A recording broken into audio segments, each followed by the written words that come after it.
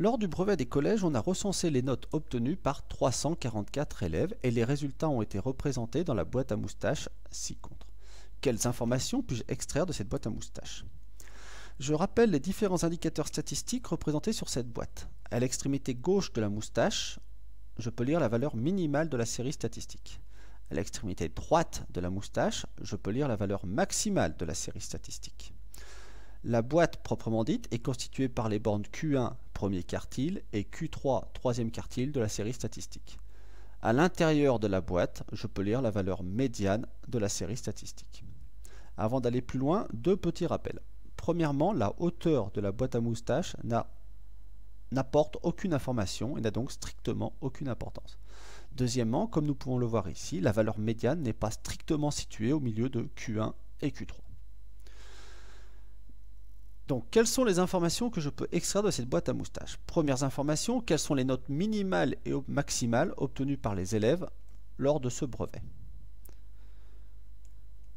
Nous pouvons voir ici que la note minimale obtenue a été de 5 sur 20 et que la note maximale obtenue par les élèves a été de 18 sur 20. Ces deux valeurs permettent de calculer l'étendue, qui est, je rappelle, l'écart entre la valeur maximale et la valeur minimale d'une série statistique. Ici, 18 moins 5 égale 13. L'écart entre le meilleur élève et le moins bon élève est de 13 points.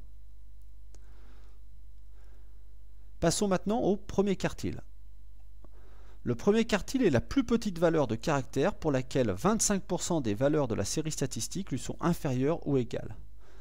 Ici, la boîte à moustaches me permet de visualiser que le premier quartile est de 11 sur 20. Ça signifie donc que 25% des élèves ont moins de 11 sur 20 et que 75% des élèves ont plus de 11 sur 20.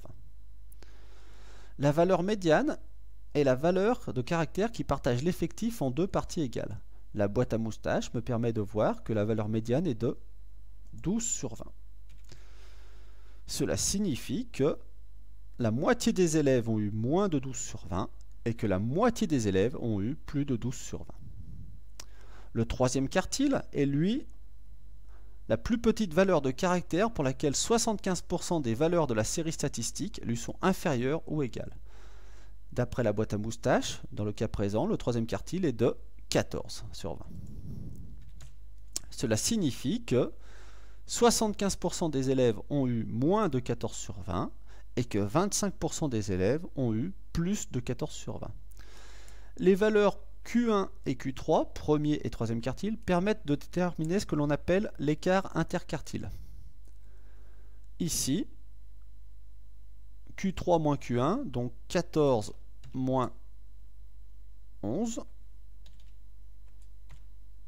égale 3. Cela signifie que 50% des élèves ont eu une note comprise entre 11 sur 20 et 14 sur 20, donc que 50% des élèves se tiennent dans un écart de 3 points. Voilà toutes les informations que l'on peut extraire d'une boîte à moustaches.